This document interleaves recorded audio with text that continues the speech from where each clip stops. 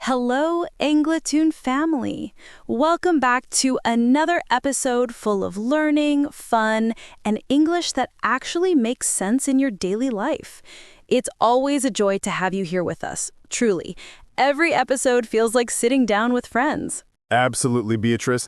And before we dive into today's topic, remember to subscribe, like, and share this episode.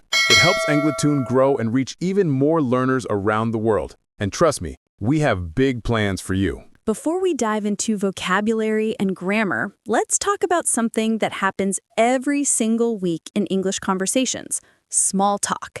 And one of the most common small talk questions is, how was your weekend? This question is simple, friendly, and universal. It's used at work, at school, with friends, with neighbors, everywhere. And the good news? You can learn to answer it naturally and confidently. Exactly, Beatrice. Small talk isn't just random conversation. It's a social bridge. When someone asks about your weekend, they're not only being polite, they're opening a door for connection. It's their way of saying, let's build rapport. Let's start this conversation in a friendly way.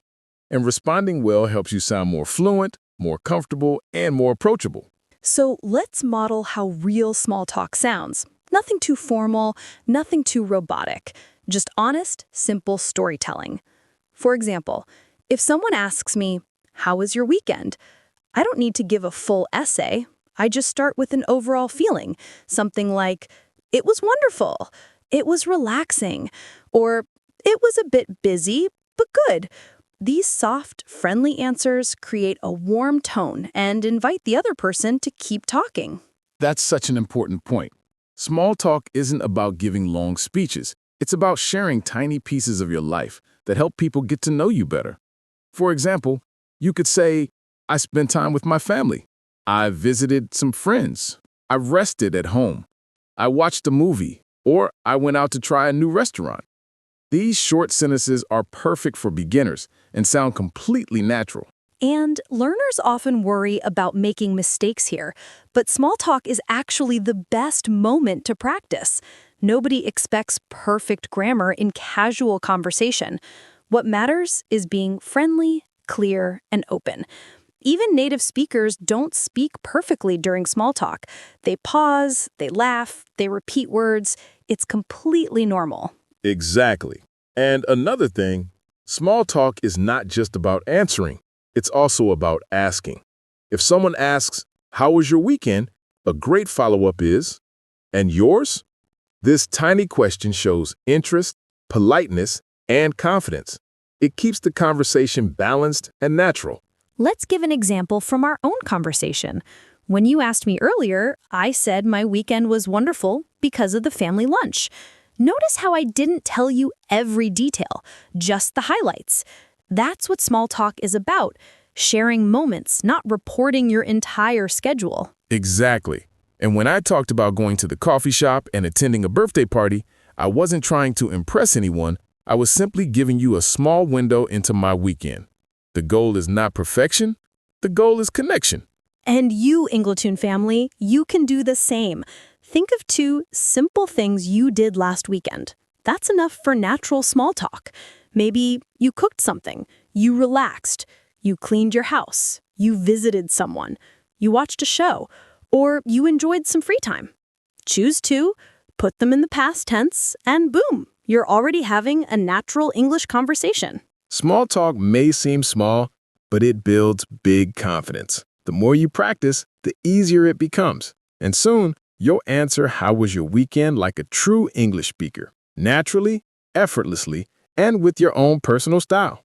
Sunday is a special day for many people, and that makes it an excellent opportunity to practice English using past tense verbs. When you talk about your Sunday routine, you're not just sharing your life, you're exercising one of the most important structures in English, the simple past. For example, on my Sunday, I went to church. The verb go becomes went in the past.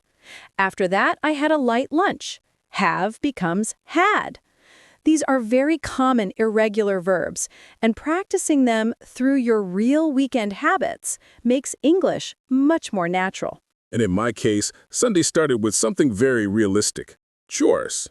So I say, I cleaned the house, I did the laundry, I organized my room. Notice how the verbs change. Clean to cleaned. Do to did. Organize to organized. These simple patterns help you describe any household task with confidence. After chores, you can switch to verbs that express rest and leisure. For example, I relaxed. I read a book. I rested. I enjoyed the afternoon sun.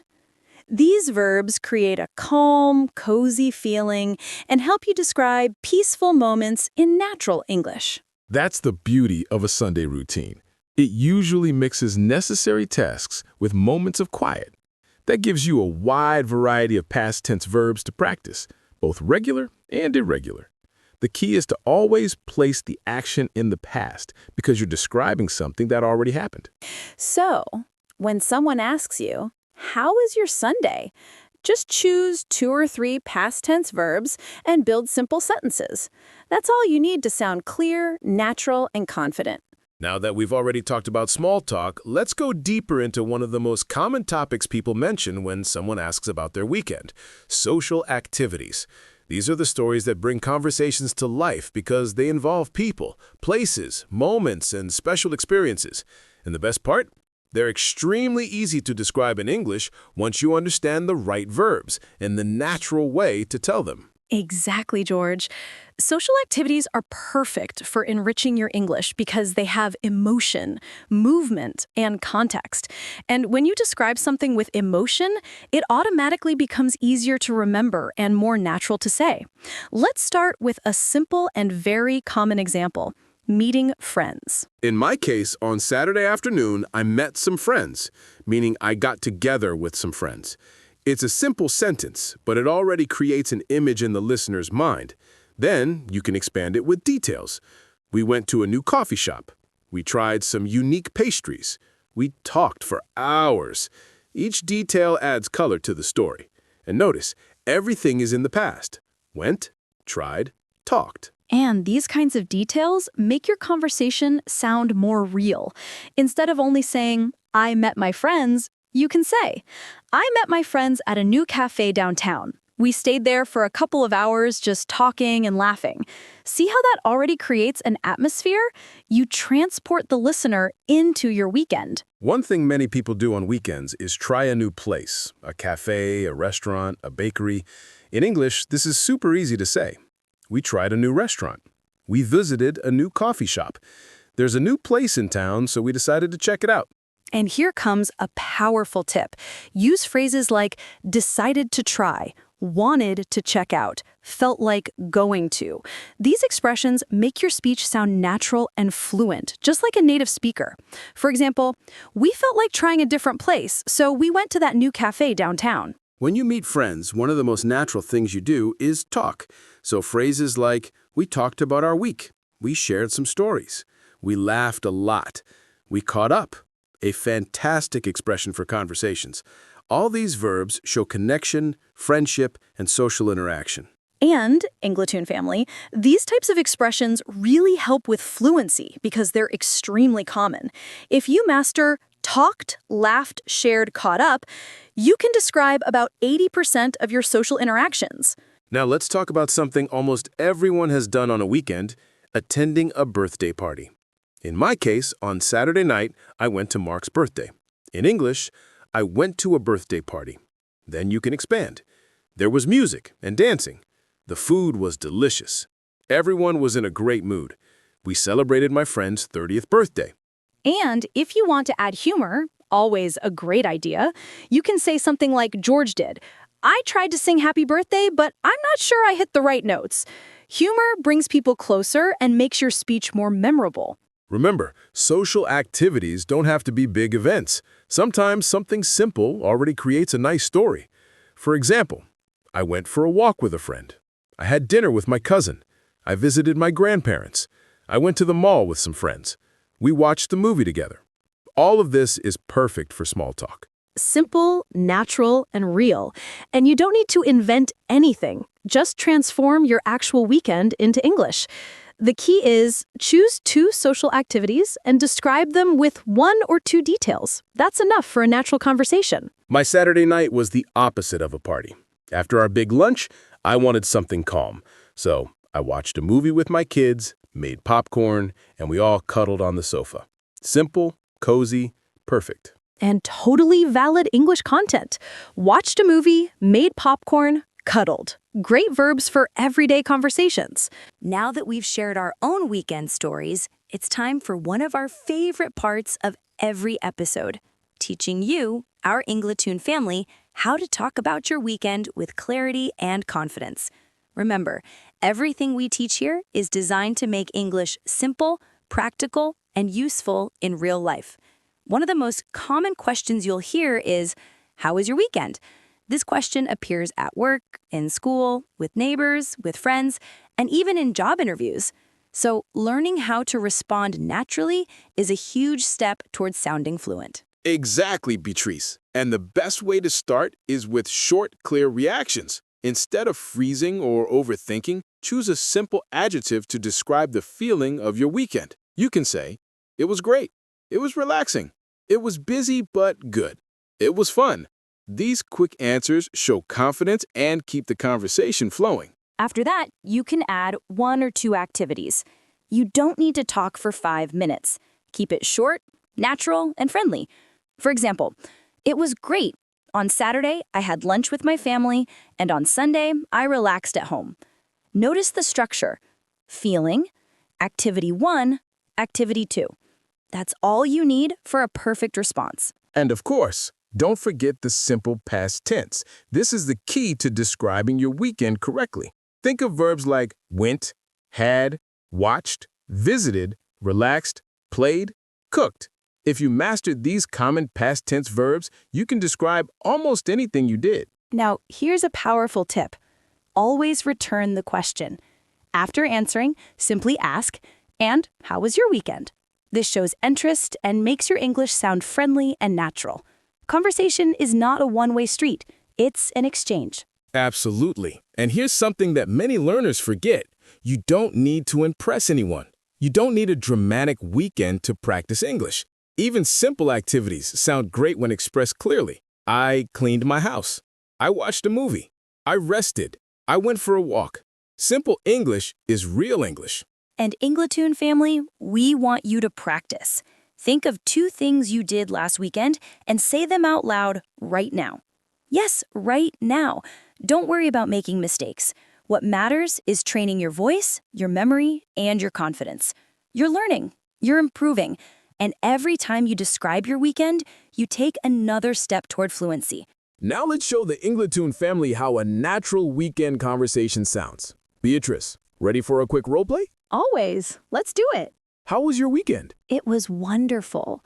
On Saturday, I had a family lunch and later watched a cozy movie with my kids. That sounds perfect. And what about Sunday? On Sunday morning, I went to church, and in the afternoon, I took my kids to the park. Excellent. Clear, simple, and all in the past tense. Exactly how learners should practice. Let's give you even more vocabulary to talk about your weekend with confidence.